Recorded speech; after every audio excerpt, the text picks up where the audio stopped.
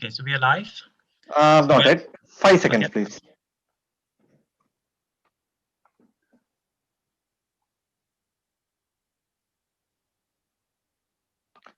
Oh, yes. So we are live on YouTube and the session is all yours.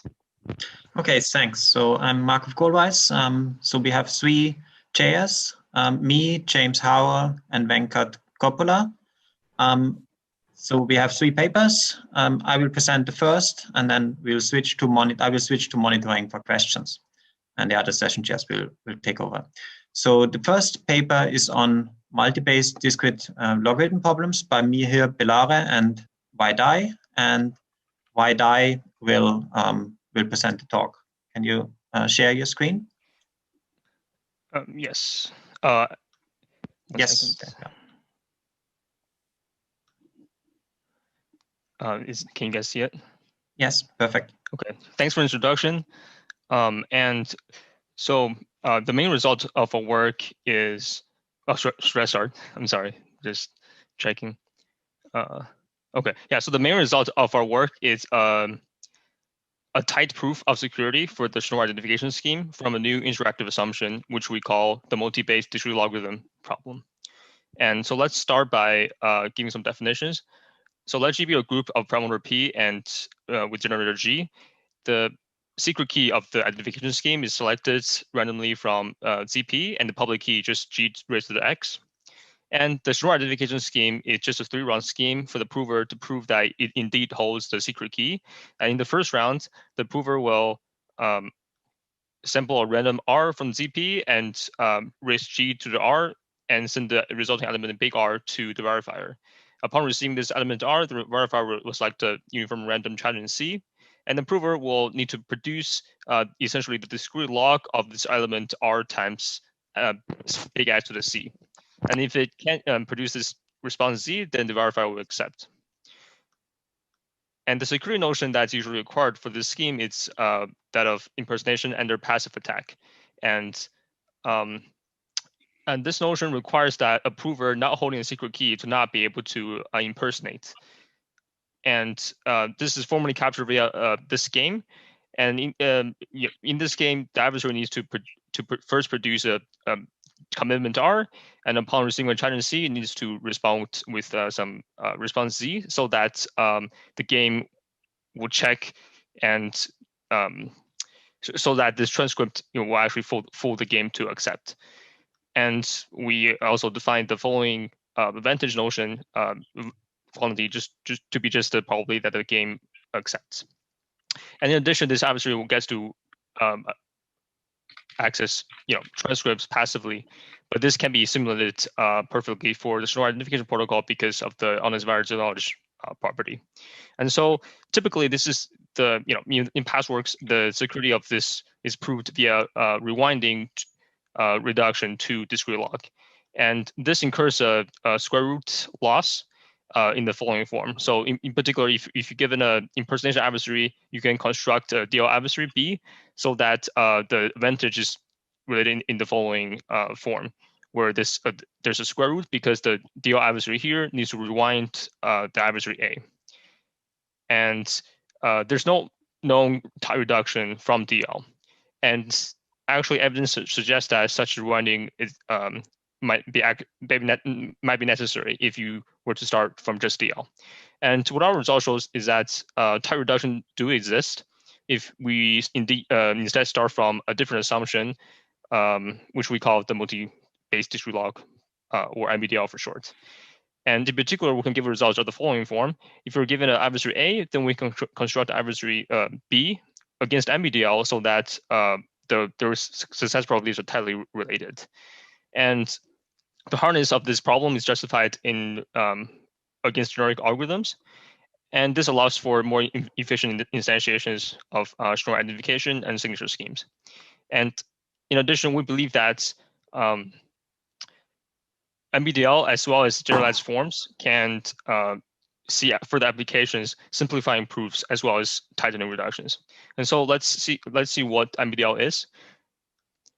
First, just recall briefly the discrete log notion. There's a small y sampled uniformly random from ZP, and y is a target point, which is G sort of small y, and average wins if finds small y. And on top of discrete log, we add the following functionalities to MDL adversary A. And so in addition to the target point y, we also give the adversary n random elements x1 to xn. Each of them is sampled uniform at random, subjected to that they're not entity elements. And second, we'll also give this discrete log oracle to the adversary, which takes the index I and group element W. And this oracle will return the discrete log of W base Xi. And in effect, the adversary can take a random discrete log of any Xi of his choosing. And this is only it is only able to do this once. And another end of the game, it also needs to provide the discrete log of Y base G. And there's a crucial restriction on the number of queries to this discrete log oracle to be 1. So if it can query more than once, then you can kind of relate the two calls and find the discrete log of Y trivially. And while we believe this to be hard, one intuition is the following. The only additional power that adversary has is to take a discrete log with the unrelated base, and this shouldn't really help the adversary to find discrete log of Y. And indeed, we proved this in the generic group model to be on the same quantitative bound as just discrete log. And so let's see how we can use this to prove security of identification scheme. So in order to prove to construct reduction, we'll see that. So first, if we're given the impersonator, then for any valid transcript, the valid transcript will satisfy the following equation, which is that Z is the discrete log base G of this group element R times X to the C. That is just the property of the protocol. So our goal is to program our target point Y to be this element exactly. And how we do that is the following. So first, upon receiving this base X and target point Y, we'll forward base X to the adversary as public key. And the adversary will will submit some random commitment R, and we'll query R inverse times Y to the discrete log oracle. And discrete log oracle compute the discrete log of R inverse times Y base X, and we'll use that as a challenge to the adversary. And the adversary will respond to some Z, and then we'll use that as the guess for Y. So let's see why this works. So if we're taking the discrete log, if we're setting C to be discrete log base X of R inverse Y, then that means that R times X to the C must be Y. So essentially, we use the discrete log oracle to program Y to be the element R times X to the C, so that a valid forgery gives us this valid discrete log for our target point Y. And so this is how we relate it tightly to the impersonation of identification protocol.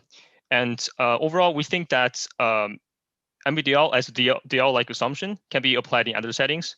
In particular, it can eliminate the need for forking lemmas in the proof of security for signature schemes. And for example, many two-round signature schemes rely on the use of forking lemma in a way that's not correct, as shown by Drivers et al. And in a follow-up work, we prove tether security reductions using MDL for Bolleri-Nevins multi-signature schemes, music, as well as give new round multi-signature schemes. Thank you. That's the end of my 5-minute talk. Thanks for the nice talk. Are there questions in the audience? So while others are thinking of questions, can I ask one question? So yes, there is this discrete log oracle. So this makes it a non-falsifiable assumption. Is that correct? Well, so if you define non-falsifiable to be if the game needs to be polynomial time, then yes. So this game in a general group is not polynomial time. Mm-hmm. Okay, yes, but the evidence that you have that this is a good assumption is that you have a proof in a generic group model. Right. Yeah. Yeah. So we see it as just a one way to really get around the forking lemma. Forking lemmas are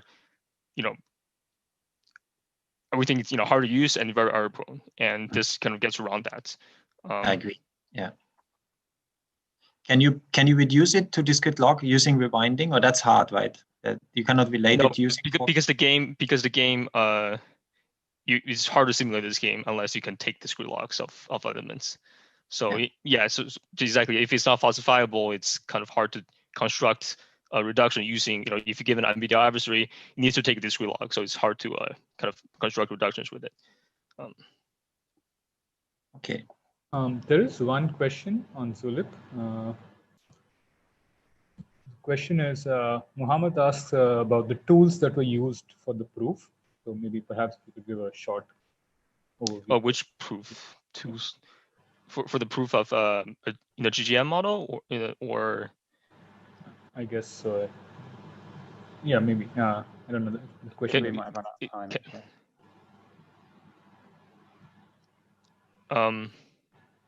So I guess maybe I'll answer both variants of this question. So first, I mean, the generic group model proof is kind of just generic group model proof of hardness. So there's this one trick. So basically, this discrete log oracle, it kind of relates the underlying variables that corresponding to all the discrete logs of these elements, and creates a one-dimensional restriction on that. And we just have to kind of take care of that discrete log query, and the rest of the hardness proof is just a generic model proof for pretty much the same as DL, but we're able to take care of this DL query, which is, I mean, it's not easy, but it's not hard. And for the other results, the tools that we use, so for instance, for proving, so I just showed the proof for this is pretty straightforward. And for signatures, we just directly use the previous composition results that we know. So if you apply Fiat-Shamir for to this protocol, then you get a signature scheme. And there's a composition results from before that we use directly. So the main tool we have is just this new assumption, really. Okay, thanks a lot. Yeah, I think we have we kind of ran out of time because 5 minutes for talks, 5 minutes for questions. So yeah, so Venkata will chair the next talk. Okay, so the next talk is titled "Skipping the Queue in Group Signatures." It's based on work by Olivier and Saqib will give the talk. Thanks. Let's just get this here. Okay, can you see my slides? Yep. Okay, good. Thank you for the introduction, Venkata. So yeah, I'm Saqib Kakvi, and I'll be speaking about my work with Olivier Blasi, skipping the queue in group signatures. So just a very quick introduction. Group signatures are very simple but complicated primitive. Like, the idea is inherently so simple, but constructing them has proven quite difficult. Basically, you have a group of people and anybody can anonymously sign on behalf of that group, and that can be traceable if needed. So we know how to construct these, and Jens Groth showed that group signatures can be constant size elements. I mean, the first constants were millions and millions, and this has gotten better over time, and we're down to about 30 to 50 group elements. However, almost all of the constructions except one rely on these queue-type assumptions. And essentially, our work is using this cute little trick that we found to get rid of them. And the most important thing is that the approach is semi-generic. It's fairly generic. There's a couple of restrictions, but beyond that, it's not that specific to anything. So like I said, group signatures is a very brief overview. We allow a member of the group to sign on behalf of the group. So, and this is anonymously. So given a signature, you can only verify that it was indeed somebody from the group who signed this, but you cannot say which person signed this. Of course, in the case of misuse, it would be nice to know this. So there is a authorized special party who has a trapdoor, and they can extract the information about the signer from the signature. Now, there are a couple of security notions. Specifically, we use what's called a growing group model. proposed by Belairshi and Zhang and Chaos and Jung in parallel work, I believe. And basically what it is that you can increase the group arbitrarily, but you cannot remove anybody from the group. And so to do this, what we need, like our main tool here is what are called certified signatures. So in the generic construction of group signatures, one of the main ingredients is a certified signature. And I won't explain the generic construction because that'll take too long. So I'll just talk to you about this and explain how we got rid of the Q assumption from here. So a certified signature is basically a digital signature scheme, but there's one small change. In addition to your verification key, you get a certificate, cert, and this is essentially to simulate a PKI in real life. And the security essentially says that you cannot forge signatures, so that's the normal unforgeability probability of signatures, but also you cannot create fake certificates. And here's sort of where the Q assumption always seems to come in, right? And the reason for that is the certificate unforgeability property, which I have the game sketched up here, and I'll very briefly go over it. And I'm missing out a lot of details just for brevity here. But the idea, you should get the basic idea. So the certified signature sends over this public parameters to the forger here. Although this security property is called unfakeability to distinguish it. But it's essentially the same idea. And the forger can query for new certificates, at which point the signature scheme will generate a verification key and a certification key. And then it's adds this verification key to a query list, then sends the key and the certificate. Now what the forger needs to do is it needs to produce a new verification key, a new certificate, and a signature on a message of its choosing. Now, obviously, if we just have to produce a new verification key and a message signature pair, that's trivial. You just run keygen, you get a key pair, and you sign it honestly using the signing algorithm. But the trick here is really the certificate. And in the security proofs, the problem is really these certificates here, which I've highlighted in orange. And these, of course, you're given Q many of these, right? And that's sort of where all the Q assumptions come in. The general proof strategy is to take a Q assumption, and that Q assumption provides you with Q certificates that you can give the adversary, and then you get one more, and that's your solution to the assumption. That's generally how these are proven. So our trick is a well-known trick in the literature. And we replace the certificate with a commitment and a NISIC that this certificate is correct. And the reason why this works is essentially the certificate is a signature on the public key. And it's well known in the literature that a commitment to a signature plus a proof of verification, proof of correctness of the signature is equivalent to a signature.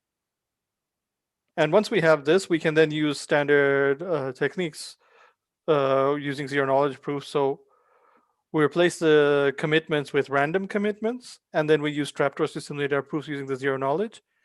And this way we can actually sort of use one single instance to simulate many, and it's a sort of roundabout way to get some random self-reducibility where there is none.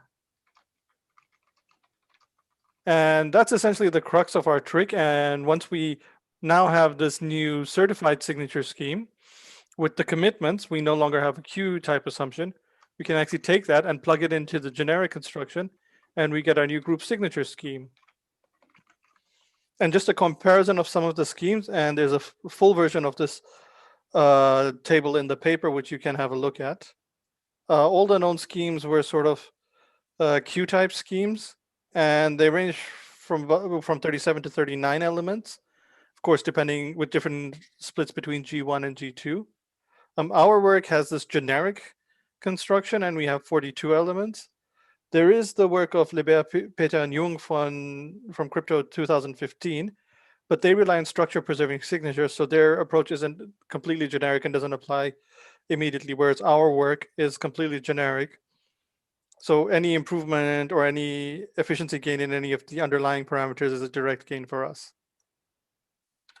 So just to conclude, we've provided a generic construction of group signatures without Q-type assumptions.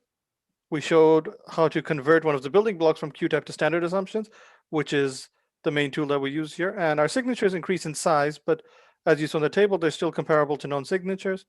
And the full version is on the IECR ePrint. And I'd be happy to take questions now. Thank you. Thank you, Sakib. If there are any questions, please leave them in the Zeolib chat or on the Zoom chat. While we wait for questions, I have a very quick question. Sure. Are these techniques that you use here, are they translatable to other crypto primitives? Have you looked at that? Other signatures, yes. So the main underlying trick works on signatures only. There's probably comparative tricks for other primitives, but I can't recall them off the top of my head. Thank you. Let's wait for a minute or two. See if there's any questions. One question on Zulip by Kabalesh Varan. So he asked whether instead of using Bonneuil-Boyen inversion signature structure, there are other signature structures that can be used to avoid Q-type assumptions. That's a good question.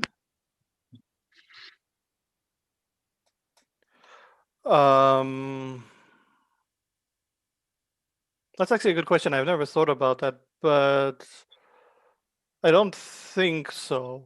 I'm not sure, but that's a good question. So it's true that if we use these Bonneuil-Boyen inversion type signatures, then it is inherited. You get this Q-type signature. I'm not sure if you can actually get rid of them, or if there's another way to do it. I haven't thought about that. I'll have to think about it. That's a good question, but unfortunately, I'd have to think about that.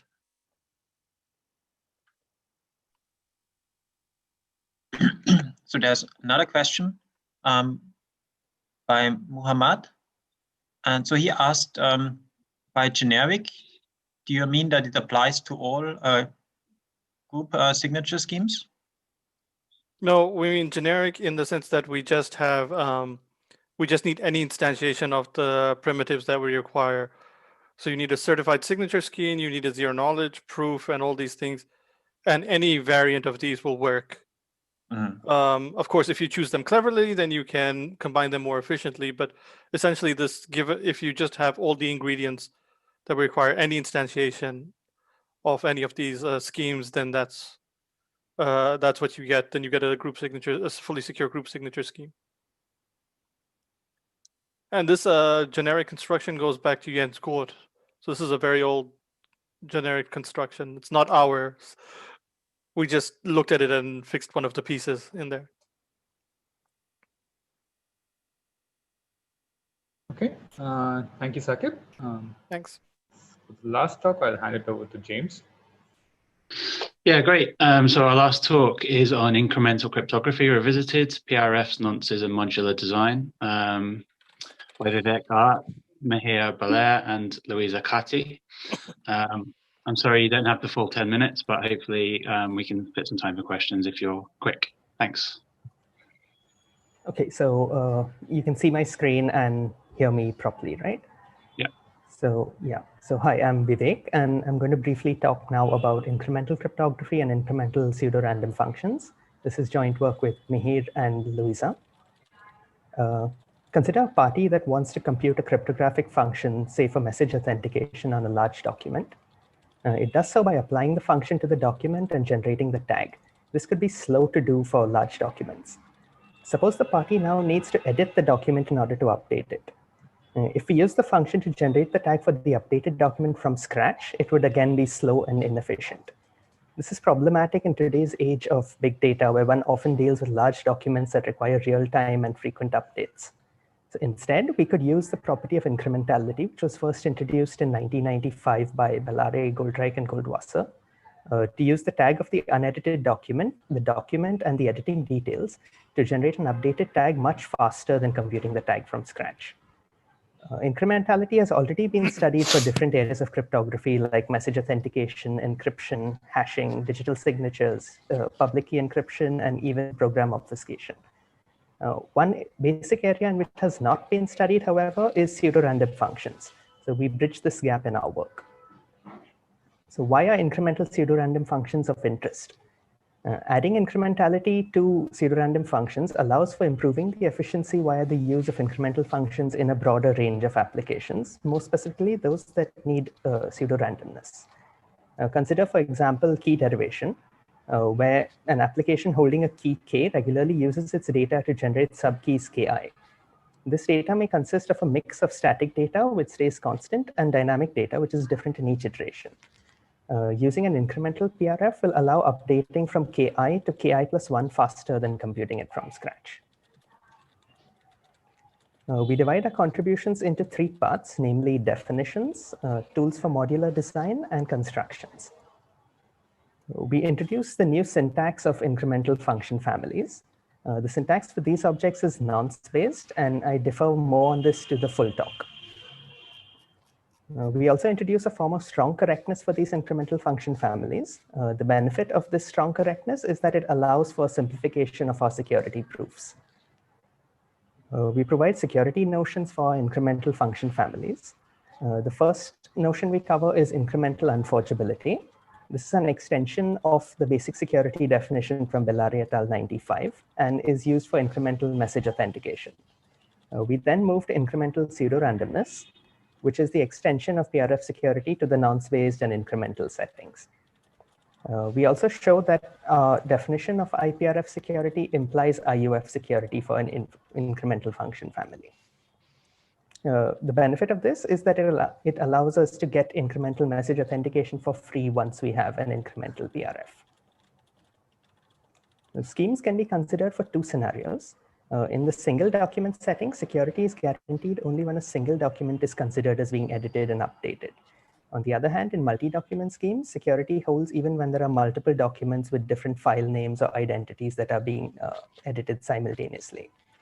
The work of Bellari et al. In 1994 only considered single document schemes, and multi-document schemes were introduced in the 1995 follow-up work. However, related prior work has provided dedicated schemes for the 2 settings separately. Instead, we provide generic transforms that convert schemes secure only for single documents to schemes that are secure in the multi-document setting.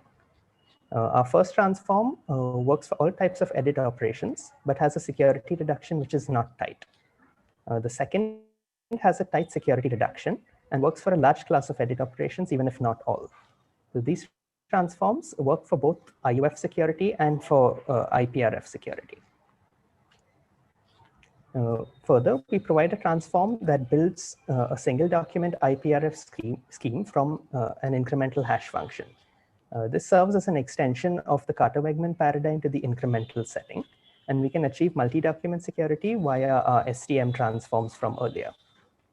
Our transform uses a symmetric encryption scheme in addition to an incremental hash function. Unusually, a symmetric encryption scheme needs to satisfy the NBE2 syntax of Bellari, Ing, and Tachman 2019, where decryption does not use the nonce. We'll quickly skim over some of the algorithms from this scheme and defer the rest to the full talk and paper. All the algorithms will make use of a key derivation function that we are separating out here for simplicity. The tagging algorithm generates a hash of the document and then uses the nonce to encrypt this hash to produce the tag.